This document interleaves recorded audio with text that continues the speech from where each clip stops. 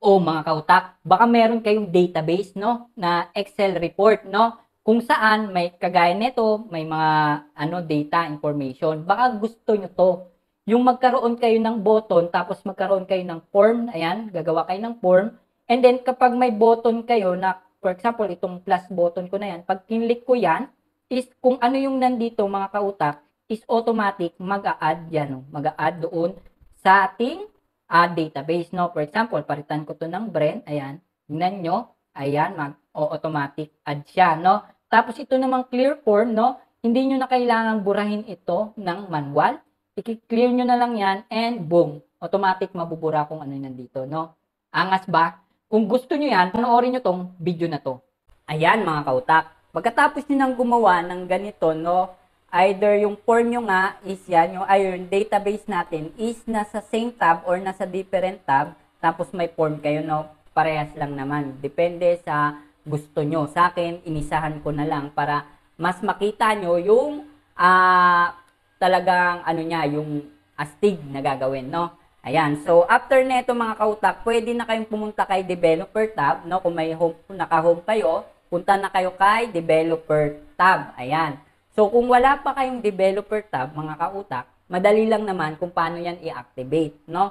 Ang gagawin nyo lang, right-click lang kayo kahit saang tab, no? Yan, kahit dyan. Tapos, customize the ribbon. Ayan. And then, dito, sa right side, mga kautak, nitong window na to, kung sa inyo, wala pa kayong developer, naka-uncheck pa yan. So, check nyo lang, then click nyo lang yung OK. So, meron nang lalabas agad na developer tab. Ayan. So, since ngayon, pare-pares na tayong may developer tab, punta na tayo kay developer tab.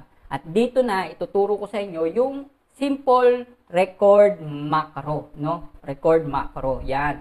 So, yung hindi pa po familiar, no, sa macro, so, ito yung mga ginagawa ng mga ibang expert po sa Excel, no? Ako, hindi naman ako expert, pero tong record macro is medyo alam ko naman na, no? So, yung record macro, ang ginagawa niyan, nire-record niya lahat ng gagawin nyo para pwede maging automatic, no? Parang magiging automation. Diyan yung ginagawa, no? So, dito, yung isang way, no? May isa pang way, yung sa VBA, doon na nagtatype ng mga macro, no? Ng mga macro code para doon sa automation. So, dito sa atin is record macro lang, no? So, game na mga kautak. So, ang gagawin nyo lang, click nyo lang yung record macro. Ayan na, kiklik ko tong record macro, lalabas na tong record macro na window. Ayan. So, dito sa macro name, pwede nyong ilagay kung anong gusto nyong pangalan dun sa i-record yung macro, no? Sa akin siguro, add data. Yan. And then, okay na yan. So, ang rules lang dito mga kautak, bawal maulit yung macro name. Bawal din yung may space, no? At yung may iba, yung bawal may ibang yung symbol or ibang character, no? So dito, control plus shortcut kito. No, kung gusto nyo yung macro nyo mararan ng yung for example ito, lagyan ko ng N. Pag pinindot ko mamaya yung control N, automatic magaran yung macro ko, no? So sa akin, hindi ko yung lalagyan kasi nga lalagyan natin mamaya ng shapes, tapos i-assign natin yung macro para pag pinindot natin doon na mismo, no, magaran yung macro, no? Ayan, so dito, stores in macro in this workbook kasi dito ko naman gagawin yung tawag dito, itong form na to. Ayan, so yung description, pwede nyo naman nang ilagay dito yung description ng macro na nire-record nyo. So, since atin, no, add data automatic to database, no? Pwede nyo ilagay yan para, for example, may mga list of macro kayo, hindi nyo natandaan kung ano yung purpose nun, no? Pwede nyo balikan yan para alam nyo yung para saan ba yung i-record nyo yun na macro. Ayan. So, gids na yan. Pag-click nyo to pagmasdan yung mga kautak dito, record macro pa yan. Pag-click ko na to, ang mangyayari niya na dyan, nakalagay na, is stop recording. Ang ibig sabihin yan mga kautak, nag-uumpisa na agad mag-record yung macro natin. So, ibig sabihin, lahat na ng gagawin natin dito sa ating Excel is marirecord, no? Ayan, so for example, nilipat-lipat ko ng ganyan, so marirecord yan ng macro, no? So for example, ito, binold ko to, marirecord yan ng macro. So sa atin, ang purpose naman ng video natin is to add this, data dito, no? Kaya ang gagawin natin, yun lang, no? So, game na. So, ang una kong gagawin, pipindutin ko tong tab na 12, no? Bakit? Kasi mas maganda siya para lock kasi itong macro natin eh, no? Hindi siya naka-use relative reference para dito lang lagi, no? Mag-ganto. Click ko yung 12, i-insert ako ng bagong row. Ayan, so ganyan na yan siya. And then, after that, mga kautak, kakopy ko na ito, copy ko yan, and then, dito, pipaste ko. Ang gagawin nyo, right-click nyo, and then, click nyo yung paste special, tapos, click nyo yung values, and then, transpose, and then, click nyo yung OK. So, pupunta na yung data natin dyan. So, kung makikita nyo, nakaganyan, may highlight, may bold, may ganyan. So, ang gagawin nyo, click nyo naman ulit si row na 13, copy nyo, and then click nyo ulit yung 12, and then right click nyo, tapos ang gawin nyo is paste nyo yung format, no? Click nyo tong formatting, ayan, and then boom. So, ganyan na yan siya. Ayan. So, tapos, ano nyo na lang, ayan, auto fit, ayan, and then, ayan. So, ang gagawin nyo, tapos after that, mga kautak, click na kayo kahit saan, ayan, skip nyo, tapos click na kayo kahit saan, ayan. So, after nyan, okay na, mga kautak. Ang gagawin nyo na, next na, huwag nyo nang galawin, no? Yung active cell nyo, huwag na kayong gumawa pa ng kahit anong move. Ang gagawin nyo, stop recording nyo na. Ayan. So, ayan na. So, ibig sabihin nun, lahat ng ginawa natin kanina is na-record na nung macro. Ayan. So, game na. So, next naman natin gagawin, mga kautak, check natin kung na record talaga yung macro. So, yung mga list of macros nyo is makikita nyo dito. Click nyo tong macros. So, andito. So, kung makikita nyo, nandito yung isa kong macro, which is add data, no?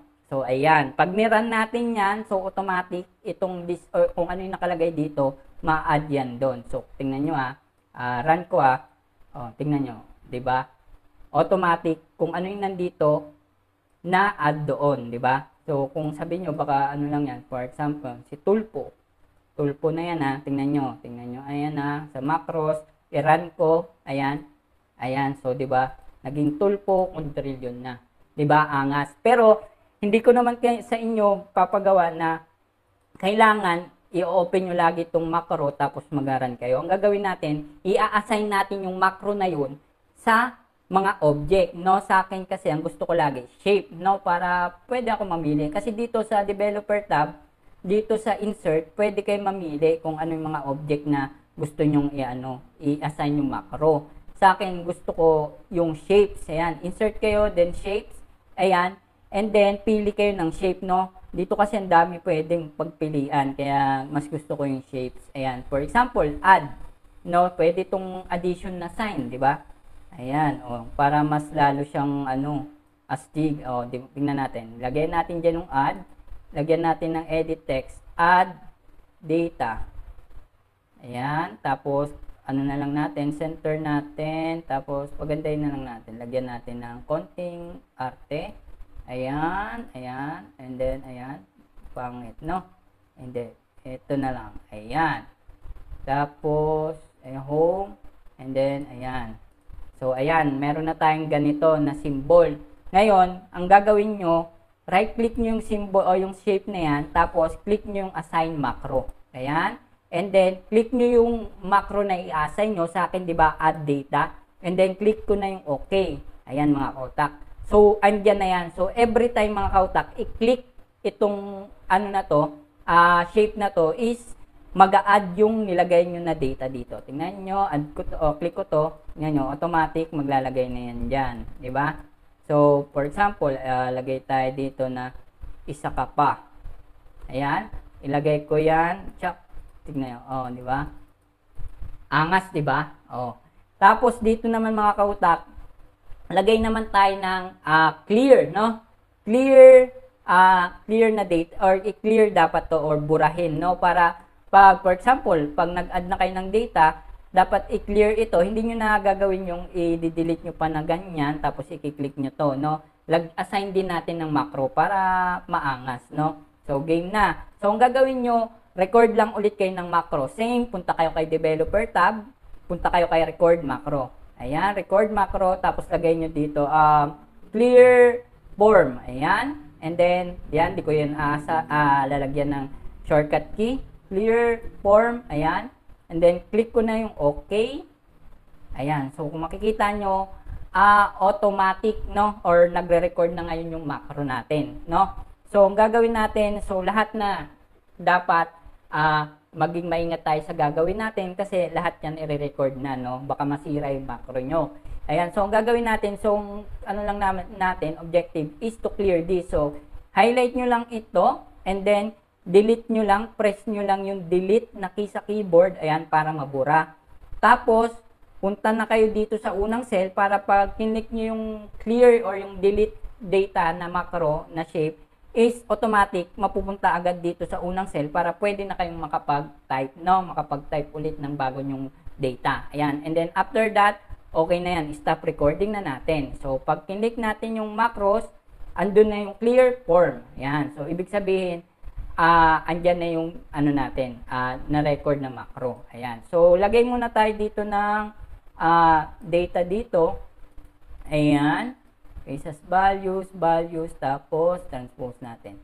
So, lagay natin yan para makita natin. Tapos, insert ulit tayo ng shapes, ayan. And then, ano bang maganda? Minus. Ayoko ng minus. Kasi para siyang rectangle lang. Ito na lang. Ito. Para medyo, ayan o, clear. Tapos, gawan nyo na lang ng text. Clear, yan, edit text, ayan, clear form, ayan, tapos dito home, ayan, so dito natin i-assign yung clear, no? So right click nyo and then assign macro, ayan, and then yung clear form click nyo and then click nyo na yung OK, ayan, and then okay na yan, no? So, ito, pag mag-a-add kayo, data, ayan, add data, so mag-auto-add. Pag gusto nyo na i-clear kung ano yung nandun sa form, click nyo naman yung clear form is automatic madi-delete. Diba? Angas. Ayan. So, angas, diba? Ayan. Sana natutunan nyo yun, no? At malaking tulong kasi hindi nyo na paulit-ulit. Dito na lang kayo magta-type. For example, Brenna de la Cruz, ayan. Ayan, tapos ito age 18, ayan, tapos address San Jose, and then email bren.@gmail.com, and then contact number 91252345689, and then enter, and then ayan. So paglagay nyo na lang dyan, click nyo lang yung add, ayan, ma-add na siya, ayan, nandun na siya. Tapos, pag mag-a-add na ulit kayo ng bago dito, clear nyo na agad yan. And then, pwede na ulit kayo mag-type. Angas, di ba? Sana natutunan nyo yon at makatulong sana sa inyo. Yun lamang po sa video ito at maraming salamat. And don't forget po, subscribe nyo yung YouTube channel ko. Maraming salamat po. Use your brain. So, napakailangan kung sino mga tips, pwede nyo i-follow page sa Facebook, mag-subscribe kayo sa YouTube channel ko. At huwag makalimutan, share and like this video for more.